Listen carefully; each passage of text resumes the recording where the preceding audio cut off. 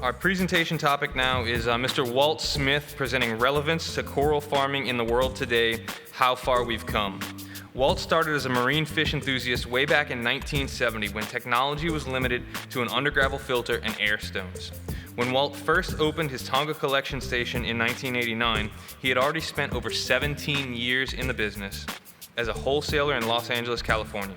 By that time, many advancements in the hobby made it possible to start thinking about keeping live corals in your tank as the mini reef revolution started to gain a foothold in the marine aquarium hobby. I present to you Mr. Walt Smith. Thank you. Good luck. All right. Well, folks, how y'all doing? I've only been here a couple days. I'm already talking like I live here. But first thing I want to talk about is and just give a little promo for this Fiji trip that we're doing, if we can bring up the video on that. What you're going to see here on the screen is last year's winners that came out about 2 months ago and really enjoyed Fiji. They were supposed to be here this weekend, but because of some other situations, they couldn't come in. But, you know, Morgan and Bentley Bastian came down. Actually, Morgan was so excited to be in Fiji, she got certified there. So they were able to dive. We took them out on the coral farms, and they had a wonderful time. And for those of you that are wondering whether it's worth it to buy a ticket or not, it really is. We give you a nice 10-day trip. You spend some time in 3 different resorts. We customize the trip to your needs, whether you have a family or you just want to have a dive resort. We'll do that for you. Tickets are available all over the floor. They're available at our booth. You can also get them right there at the raffle desk. And to win, you should be at the banquet because that's where we draw the ticket. My lovely wife, Deborah, who's here somewhere, will pick the winning ticket on stage at the banquet. And it comes towards the end of the night. So we keep you there all night. But it's a wonderful trip. We've been doing this for, I think we've given 12 or 13 trips away so far for every MACNA that comes along, just about. And it's really a special event for everybody. And we love seeing people come down and enjoy our country. I've been in Fiji for over 20 years myself with my family. We raised our daughters there, both Deb and I. I can't see, where is Deb? There she is, okay. You know, we're both Fiji citizens, so it's our country now, and you know, and we love the place, and we love to share it with y'all if you want to come on over. So with that, I'm gonna just you can enjoy the video that the last winners made by themselves, just to be able to share with you here at this event. The other winners that won 2 years ago is one of your own hometown boys, Seth Drago, and he owns one of the fish stores here in town. And if you stop by my booth, you'll see the tank that he set up. It's quite an amazing tank. People are pretty pleased with the way it looks. All the corals in there came from our station in Fiji. Most of them are the aquaculture corals that we grow on our farm, so that you get to see, you know, how they look when they finally hit the market. They're not them little tiny little buttons. They're actually pieces of coral. So with that, I'm just going to do a little something technical here, and we'll get started.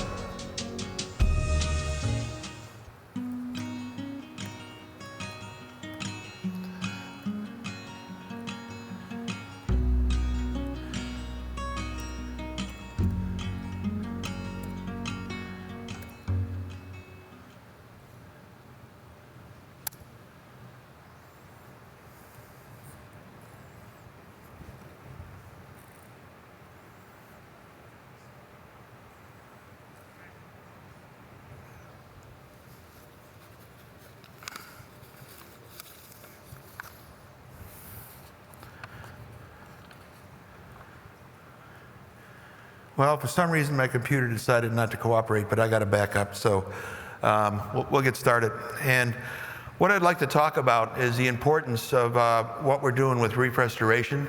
In the last several years, we've developed a nonprofit organization that's worked out pretty well.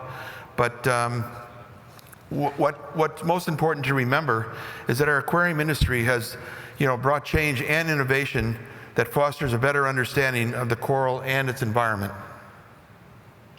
Today we see some major threats becoming real in the very environments that we've all come to love. But what can we do? How can we make a difference? Who will listen to us? Our pioneering efforts matter on the world stage. Do they? Do they matter? In this conference alone, we have, oh, sorry, I forgot I had pictures. In this conference alone, we have learned and have an opportunity to share what we have learned. Meet different walks of life with a shared passion and come up with ways to utilize that collective experience to make what we all, to learn more about what we all love.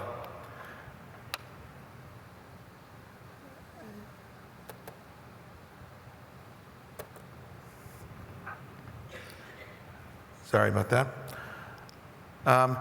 But there are a few that have the advantage I have to be in the hot seat, to watch the coral reefs evolve and become victim to forces beyond our control. Or are they?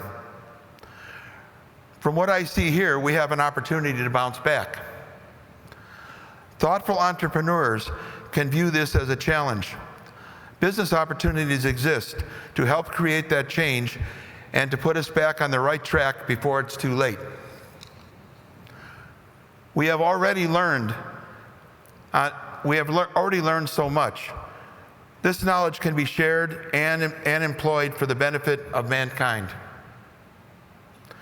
We need to take hold of our experience and bring it to those who are financially able to make a difference. This can also be done collectively by empowering valid organizations working to save the reef.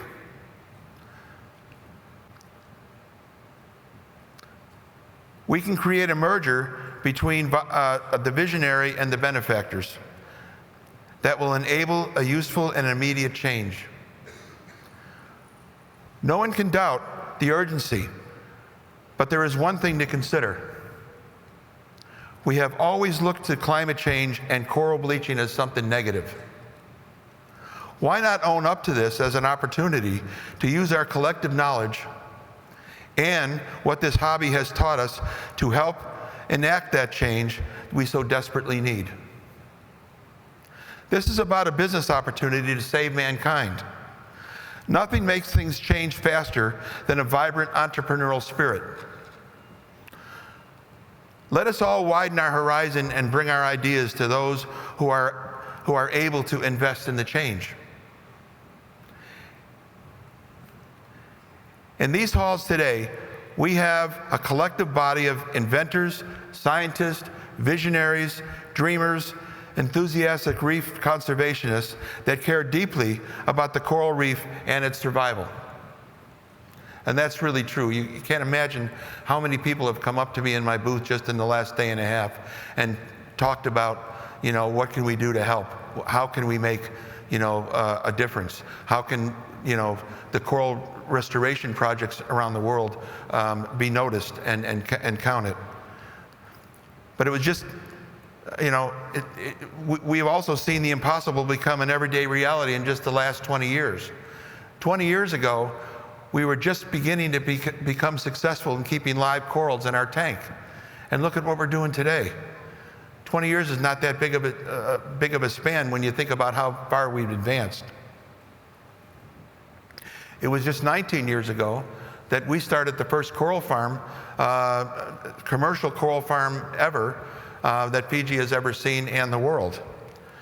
And I recently tried to reach out to the world on a list, a blog site called Coral Listers, to find out, if Fiji is the epicenter of this, how far has it spread around the globe? How many other people in the world are now doing coral restoration projects based on what we've all learned together? And I got answers that came back anywhere from a couple of dozen to, it was in the hundreds. So then it suggested to me, and I took the opportunity to do this, was to create a list on this blog called Coral Listers, which all the scientists in the world share, and many hobbyists I found out as well, to list those that actually are doing this work around the world and have requirements to be on the list. Which is, are you an NGO? Are you a private sector? How do you grow the coral? How many employees do you have? Once we establish them as valid, the list will go up and it'll be shared on the website, and this will allow other people that do this to communicate with each other, and we can share information, which will take things much faster than they're going now.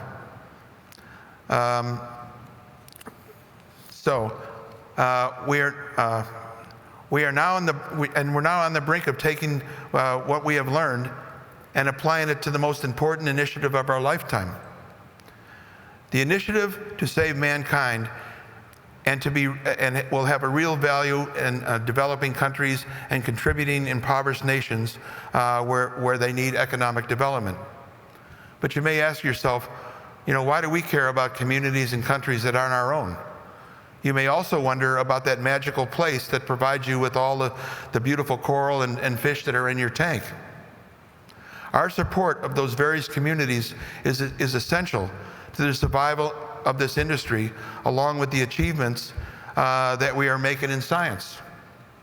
Consider the fact that without those communities to supply the exporters with your live fish and coral, this industry would not exist and become much smaller and specialized that few could afford. Look around you this weekend, and realize the magnitude of supply and manufacturing that would cease to exist without the animals they support. Would any of us be here in New Orleans today? Possibly not. I beg you to consider that working together with insightful business leaders who have the ability to fund these efforts is good for business.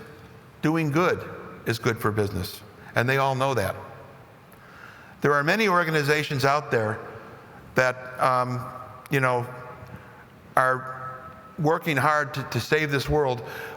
Look around, choose one, try to support them in any way that you can.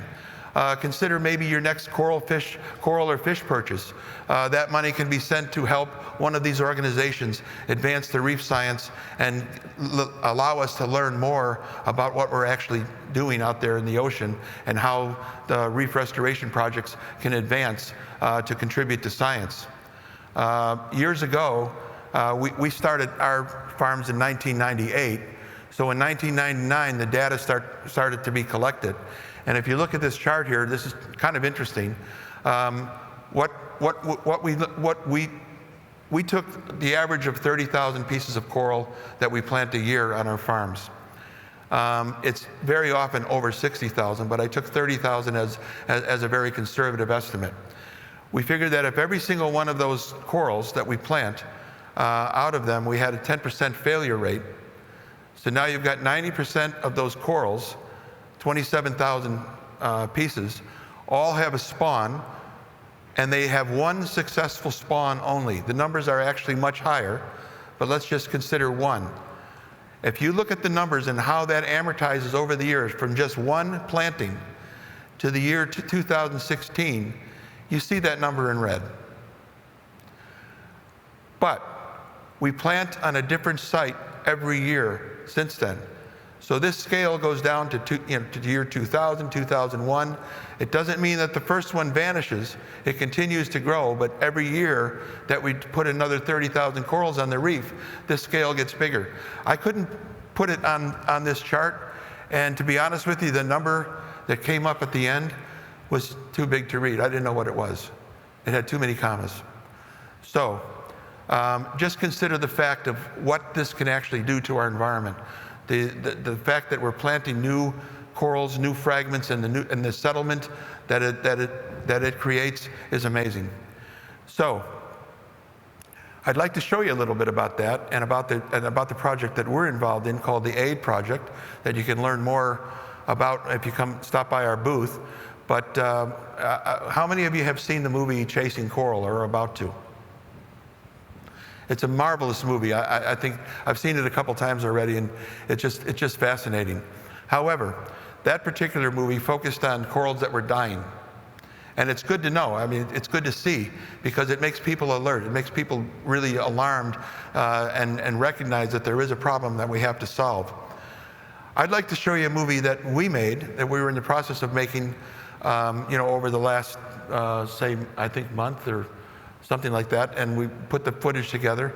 And we have a little a movie that I'd like to share with you today. This is the first time it's been screened, and we call it Saving Coral. So if my friends in the back could get that movie up, I'd like to step aside and stop stumbling and let you watch the movie for a few minutes.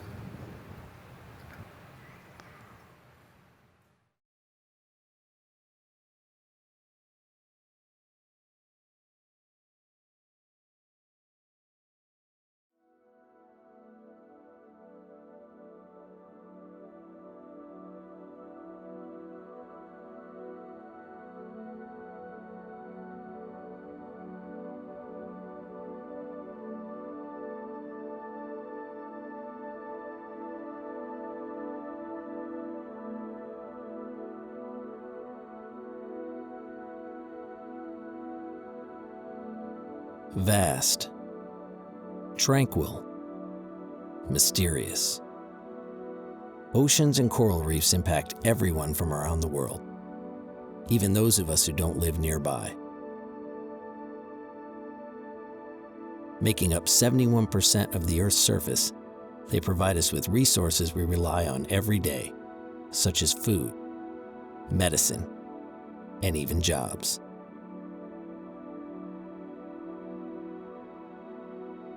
In fact, over 2/3 of the oxygen in Earth's atmosphere comes from marine plants in the ocean. The Pacific Ocean is the largest ocean on Earth, spreading nearly halfway around the world, and was originally referred to as the Peaceful Sea. Unfortunately, things are not so peaceful anymore. The coral reefs that we know today bear little resemblance to the thriving communities of millions upon millions of symbiotic creatures they were just 50 years ago. Scientists predict that the accelerated destruction of these ecosystems will lead to a complete devastation within our children's lifetime. The changes taking place seem to be well beyond our control. Or are they? Fiji is no stranger to this devastation. Its reefs have fallen victim to severe bleaching episodes, many wiping out over half of the coral population at a time. Marine protected areas have been set up to help assist in the rehabilitation of these natural wonders, but unfortunately fall short due to an increase in cyclones, temperature increases, and industrialization. Certainly there's a lot of concern with regard to the health of coral reefs, and they of course provide the basis for the livelihoods of the coastal people, and are the basis of tourism as well to a large extent, so they're pretty valuable to Fiji. We have had a major coral bleaching in 2000 in which 60 to 80% of the corals died. Other natural problems that have affected the reef, Cyclone Winston for instance, the strongest cyclone to hit Fiji, and in fact in the Southwest Pacific, really hammered areas where it passed through. We've seen more cyclones, we've seen stronger ones, we've seen coral bleaching where we never had coral bleaching before, the 2000 event. So the coral reefs themselves seem to be the victim of many of the predictions of climate change. Coral reefs around the world are really in peril right now. I think that's acknowledged by every coral reef scientist. All of us who have been around for decades, it's hard to find a reef today that is as good as it was 20, 30 years ago. Many of them because of pollution, siltation, and certainly climate change with very warm oceans and carbon dioxide causing ocean acidification. So reefs around the world, including Fiji, are being heavily impacted by these factors. Among the many ways that we can act now is to look at what is already existing, and the AID project is one good example where we have the knowledge and experience, many years of experience with culturing and raising corals. This was originally for the aquarium trade, but it has many other valuable uses, including taking many of these corals and repopulating reefs. After studying at the University of the South Pacific, I was interested to learn more about coral reefs in terms of what's happening, what is out there, and more at that stage I just wanted to explore. There wasn't much availability at the University of the South Pacific, and I looked around. I was lucky to be able to join Walt Smith International, a company at that point was doing coral cultures, setting up coral farms, and they needed a marine biologist. I was hired as a marine biologist, and got involved into learning how to do coral culture, setting underwater coral farms, understanding the coral reef ecosystems, growth, and at the same time understanding the business part of the coral culture. This experience helped me to later take this knowledge from the industry side towards fisheries management to MPA management, where a lot of interest was raising to restore coral reefs that were dying from coral bleaching or coastal development. We need more corals, we need more coral farms, we need more coral restoration to help back restore our fisheries. So what exactly is coral farming? The idea came to Walt Smith of WSI in 1998 after he and his wife Deborah were surveying cyclone destruction on a Fijian reef. The storm's impact was devastating. The majority of the once large and magnificent coral colonies were now completely destroyed, leaving only tiny, battered fragmentations to rest on the ocean's floor. After returning to the same site months later, they discovered that a few of those fragments had begun to grow and were now small coral colonies. Almost immediately, WSI began experimenting and replicating this, and later that year developed the first successful coral farming process, which is still widely used today around the globe. The process involves using hundreds of smaller coral cuttings from a large colony, essentially cloning the coral. This ensures the larger colony will stay in the wild and continue to grow.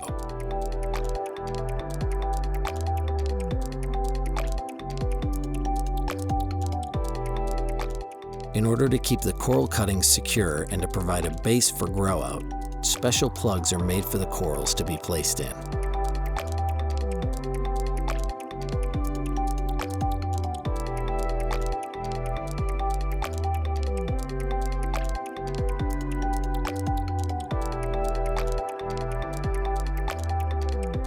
Once ready for transplanting, the new fragments are taken out to a farm site that has been predetermined to have the right conditions for the newly planted corals to thrive. They are placed on racks and will spend the next few months growing under the special care of the trained coral farmers. Currently, WSI is capable of planting up to 60,000 pieces of new coral every year. However, not all of these corals can be exported for the aquarium trade. That's because many of the fragments do not grow up to be the right size, the right shape, or the right color. In fact, out of every 10 pieces of coral farmed, 9 of them won't meet the requirements of the aquarium trade and therefore will never be exported. So what happens to all of the corals that don't make the cut? That's what makes WSI's approach to sustainable farming so unique. This small tray of coral is being collected for export and will soon be on its way around the world to set up beautiful displays for public aquariums and hobbyists alike. The majority of these corals have grown too large or the wrong shape to be exported. Instead, these will be planted a few meters away and will be charged with the greatest opportunity of all: to help grow into what will soon be a biodiverse and colorful coral reef, teeming with new life once again.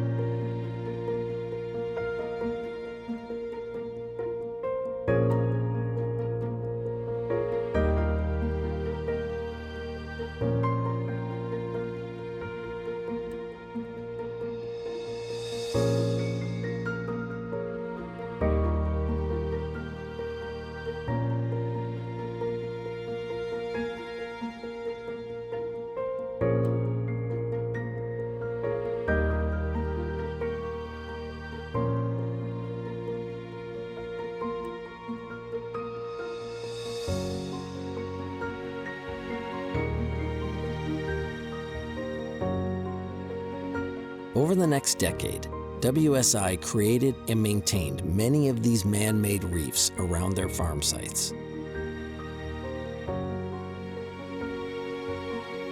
These reefs quickly became aquatic metropolises and were thriving in biodiversity, including the presence of some species of fish not normally found in these locations.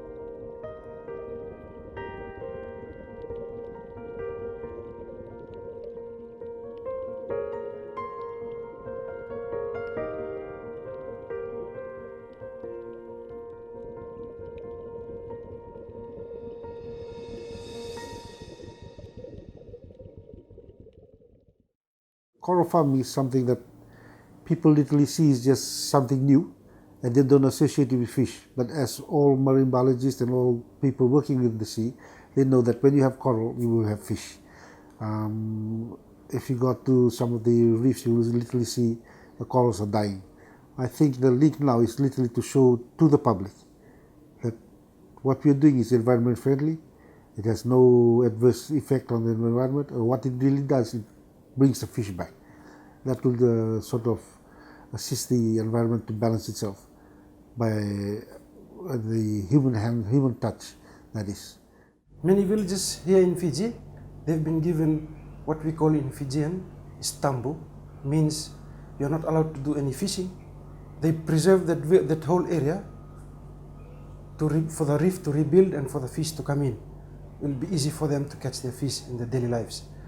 But still, we can see that most of these places where they're given the tambu, their reef is still dead until now. There's no improvement on that. We are involved in protecting our marine resources, our fishing ground. And we have invited most of the NGOs. We have tambus there. We have our marine protected areas, but the people are not abiding by that law. And we don't have the power to implement those laws ourselves. So we are asking the government if they can enforce those laws to regulate some regulation, so that we can implement this to enforce the law, so that we can protect our marine resources area. If we create more farm, that will create more fish. I think the people will be able to respect the tambu area. 1, 2, 3, go! With coastal Fijian villages seeing a decrease in their fish populations as well as the reef's rapid decline, why couldn't coral farms be implemented on a much larger scale in the villages to help bring balance back? This is when the idea was born for WSI's aid project, Aquaculture Development for the Environment. In 2012, 2 farms, solely funded by WSI, were put into place in the northern district of Vanua Levu to test the process. The concept is simple. WSI supplies everything necessary for successful coral farming. They train the villagers and pay them based on the amount of corals they grow and place back on the reef.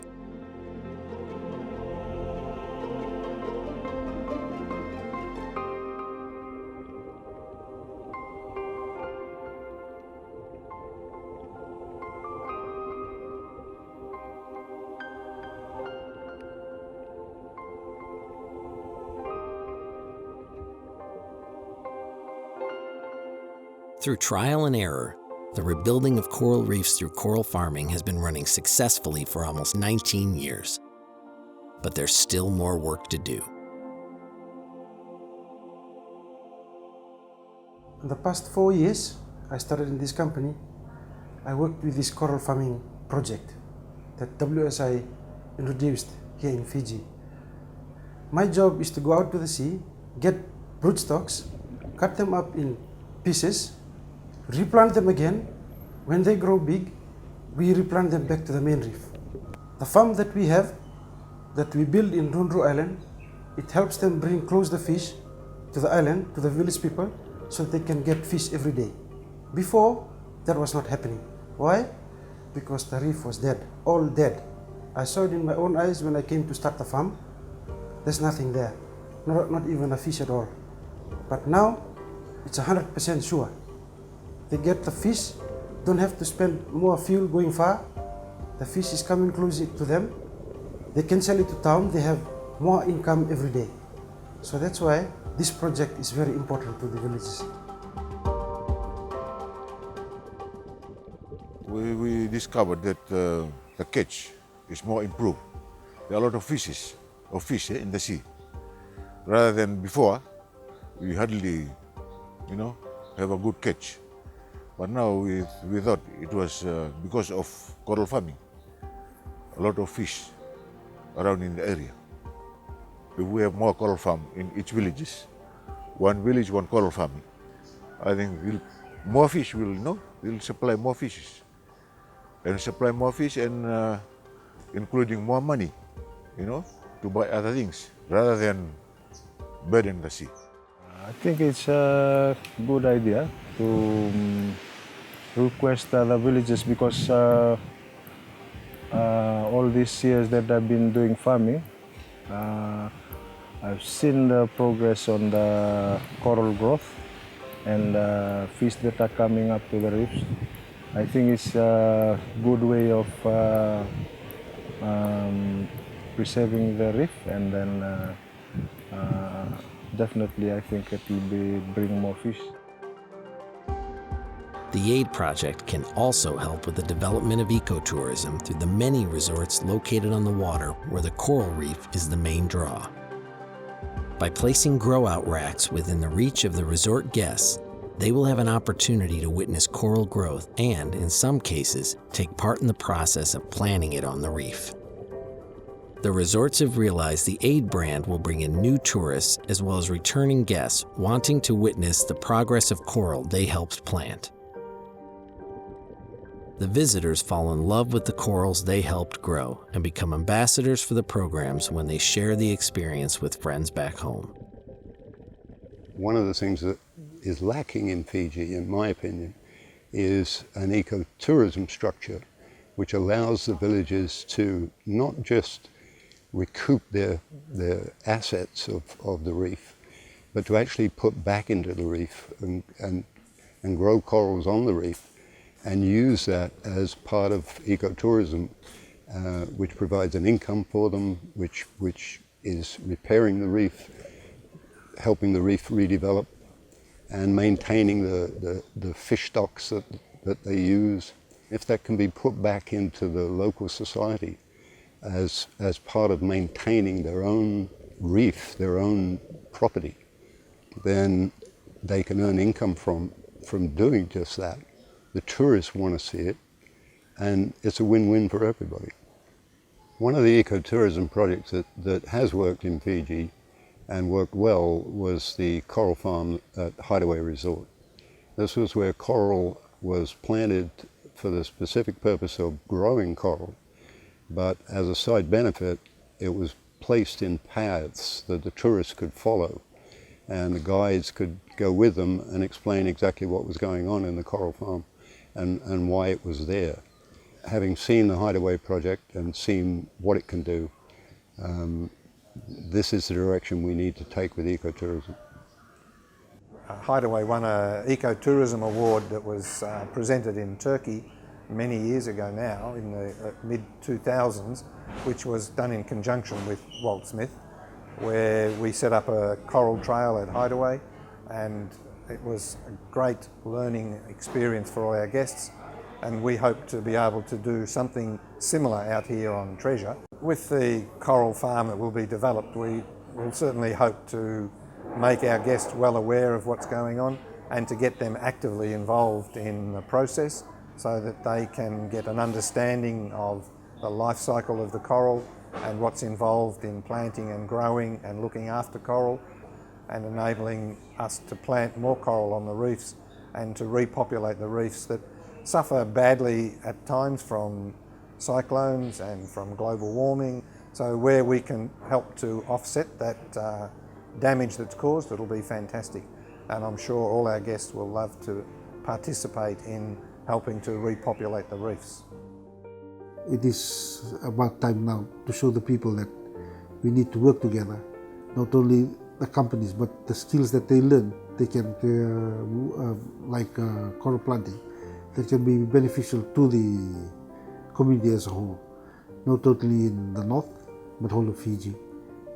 Coral reefs are disappearing very quickly in many areas of the world, and Fiji has some outstanding coral reefs right now, and it's really important to be proactive in protecting those reefs well into the future. So the aid project is one good example of how we could be managing our reefs and our corals for the future.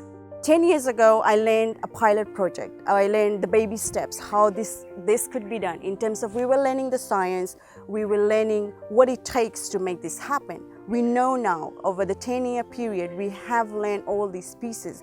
Now is the time to scale it up. And this is what Fiji needs. Many countries are looking Fiji as an example in terms of understanding how coral culture is done, coral restoration efforts, how it has worked, what has been the success, what has been the lessons learned. This is the home of the knowledge box. We need to bring this into our education system.